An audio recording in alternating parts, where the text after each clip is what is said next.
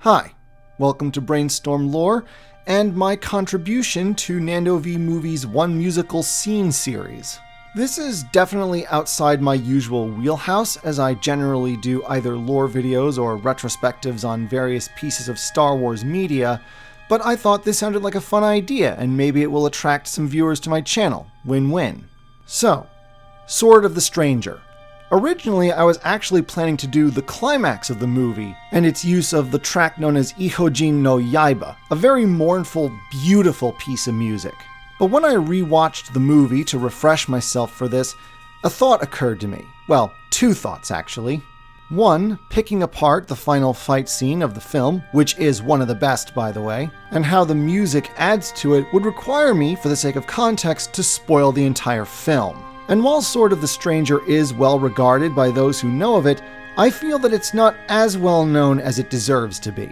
Second, I'm a little bummed that I missed out on Nando V Movie's previous playlist, One Villainous Scene, and I realized that there was a moment in the film that allows me to do both. And so, with all the introduction out of the way, let me explain how, in one villainous musical scene at the very beginning of the movie, Sword of the Stranger uses stellar animation, fight choreography, and the intense rhythm of the track called Rasatsu no En to introduce its badass villain, Luo Lang.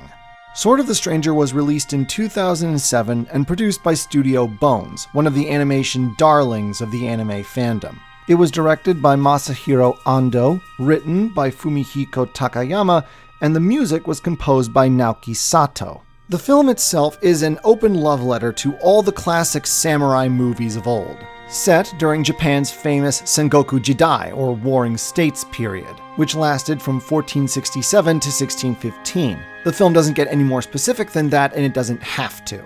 The scene that I'm focusing on takes place barely a minute and a half into the film. All that a first-time viewer of the film will have seen up to this point is of a little boy named Kotaro and his dog fleeing a burning temple. Clearly future protagonists that the viewer is going to sympathize with. We then cut to a small caravan trudging through a miserable late autumn rainstorm. From their dress, the party looks like it might be Chinese, which is confirmed by the presence of a local guide and a translator. Although one of the party, Luo Lang, stands out with his pale skin, blonde hair, and blue eyes. The party is spied on by a bandit scout who spots the presumably rich cargo they're escorting and runs off to tell his boss. At which point the fight scene itself and the music kicks in. For this video, I'm going to play the fight scene itself in its entirety and then afterwards include my impressions. Also, in hopes that Bones won't come after me for copyright, I'm going to put a black and white filter over the clip itself. It worked in Ghost of Tsushima, I'm fairly confident it will work here.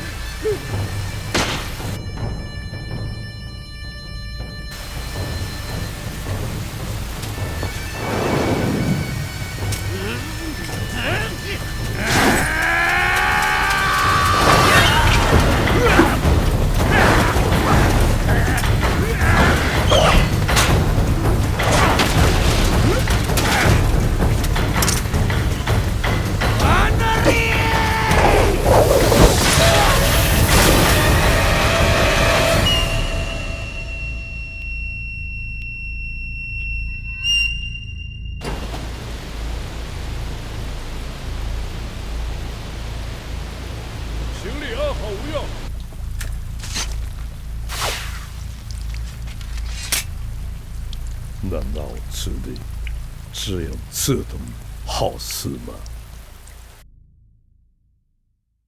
Okay, where do I begin with this? How about we start with the fact that, apart from a light sprinkling of strings, flutes, and low horns, the song that plays over the fight scene is carried almost entirely by percussion. Rasatsu no En is a piece of music that is all about the beat, the intensity of the rhythm, the frantic pulsing of war itself, perfectly appropriate for an action scene. An intensity that only drops off twice in the entire track and in the entire scene.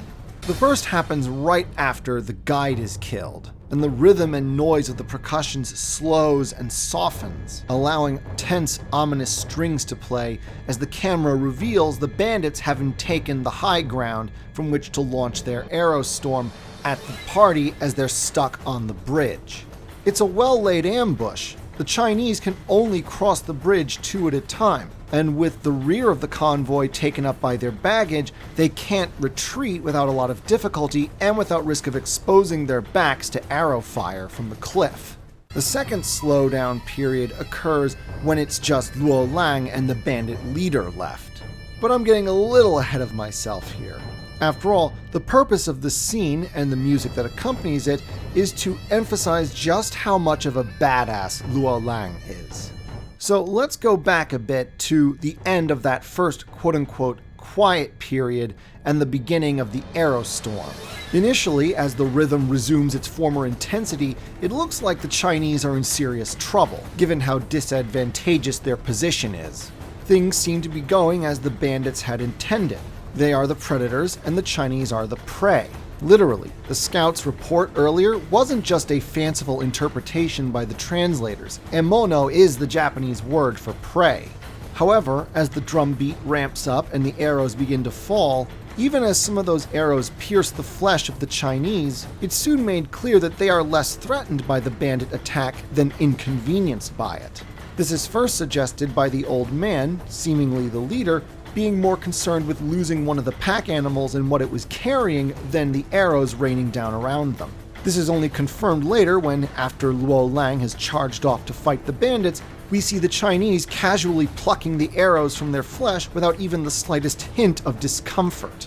The explanation for this is revealed later in the movie and isn't relevant to the fight, but it does help to reinforce the idea that maybe the bandits aren't the predators they think they are in this scenario. Also, I'd be remiss if I didn't mention that glorious bit of eye candy where we follow an arrow down towards the bridge and is about to hit the old man when one of the Chinese warriors immediately saves him by taking it in the arm. But that's extraneous background detail. The focus of the scene is clearly to demonstrate why Luo Lang is such a badass antagonist. And Rasatsu no En contributes to this because even though it's never treated as such, I feel this may as well be his theme, because the intense aggressive rhythm matches his fighting style. First, like I just said, the track is aggressive, and Luo Lang almost immediately takes the offensive. Immediately he demonstrates his strength by picking up the dead weight of the guide's corpse and uses it as a human shield, also that he can close with the enemy. The bandits are so taken by surprise that they barely hinder him as he proceeds to nullify their high ground advantage by running up the cliff and then starts descending back down again, carving his way through their ranks as he does. Which nicely leads into the second reason why this should be Luo Lang's theme. As stated before, the rhythm is a relentless one, and that matches his fighting style. The instant he draws his sword, he just starts killing the bandits one after another without any semblance of effort. He one-hit kills most of them, and the rest require no more than 2 strokes of his sword. Which leads to number 3, the fact that the fast pace of the song matches the incredible speed with which Luo Lang dispatches his enemies. The man dispatches 7 guys in about 18 seconds. That's how badly he outclasses them. Needless to say, the animation in this scene is practically flawless. Bones is well known for their high-quality animation, and they are famous for their fight choreography. This is the studio behind, among other things, both adaptations of Full Metal Alchemist, Soul Eater, Darker Than Black, Kekai Sensen, Mob Psycho 100, all the way back to one of their first projects, Cowboy Bebop the movie. None of that Dragon Ball nonsense standing around for long minutes and then a few seconds of motion blur for bones. No sir. Slow down that scene and you can tell in every frame Luo Lang is never off model. Every pose, every sword swing is clear and distinct. The motion blur is minimal and only there to convey the impression that while his moves are clear and distinct, he's also just too fast for the bandits and the audience eyes to perceive. Really, Luo Lang only stops in that second slowdown part of the music, when it's only the leader left, is simply that there are no more living enemies in reach of his blade. Apart from that one guy whose arm he cut off, and that's taken care of very quickly. The name of the song, Rasatsu no En, translates to the Rasatsu's Garden. Rasatsu is the Japanese rendering of Rakshasas, the name of a kind of malevolent demonic being in Hinduism. This only further reinforces my argument that Rasatsu no En should be Luo Lang's theme. Not only does the name match his status as the antagonist and his figuratively monstrous abilities as a fighter, it also emphasizes just how foreign he is. Not only by his affiliation with the Chinese in feudal Japan, proverbial strangers in a strange land, but his white European appearance also emphasizes just how foreign he is even among the Chinese themselves. But of course, for me, the best part is during that second quiet down moment in both the fight and the soundtrack. Once again, the drums have slowed down and softened. There's some kind of woodwind playing over top. Luo Lang has just dispatched that one injured guy, and now all that's left is him and the bandit leader. Not only does Luo Lang abandon his sword, but he does this. Just drink it in, dear viewers. The pose, that smirk, the whooshing noise as the cloak goes back, as he dares the bandit leader to just try and kill him. Such glorious arrogance conveyed in a single image. If Sword of the Stranger had been more popular when it came out back in 2007, I would swear this image would have become an internet meme long ago. Goaded by Luo Lang's arrogance, the bandit leader attacks him, and then the strings and flutes deliver a sharp musical sting, signaling the drums to ramp up their intensity again. The music signals that the violence is back on, but by this point the viewers know just how much Luo Lang outclasses the bandit leader. At this point, he's just toying with the poor fool. In the hands of a lesser studio, this fight scene would be at risk of ending on an anticlimax. But again, this is Studio Bones, and the people animating this scene decided to have Luo Lang do some last-minute flexing for the entertainment of the audience. He catches the bandit leader's sword with his bare hands, disarms him, and then throws the man's own sword clean through his open mouth as the woodwinds and strings rejoin the percussions in a brief, sharp crescendo. And then, as the bandit leader falls dead to the ground, Rasatsu no En concludes on a sharp, high Japanese whistle that lingers across the title card, a musical sound that practically screams classic samurai movie. After the music is over, there is a brief little epilogue to the fight scene. We find out that the cargo survived its fall into the river, and that it's some kind of weird mechanical device rather than the booty the bandits were doubtless hoping for. Luo Lang recovers his sword and establishes his primary motivation by sullenly asking himself if there are really any worthy opponents in this foreign land. Not even 10 minutes into the movie, and already any first-time viewer will doubtless be both thrilled and yet full of questions. What's Luo Lang's deal? How are the Chinese not hurt by the arrows? What's the purpose of this mysterious cargo, and how does any of this relate to that little boy and the dog? If they want the answers, they're going to have to watch the rest of the movie to find out. But if nothing else, Sword of the Stranger has already delivered on an excellent fight scene that will no doubt be hyping them up for the action to come. We haven't even met the hero yet, but we already know the caliber of what he's going to be up against before this film is over. This is how you start a samurai film, and that is how you introduce a badass villain. Thanks for watching.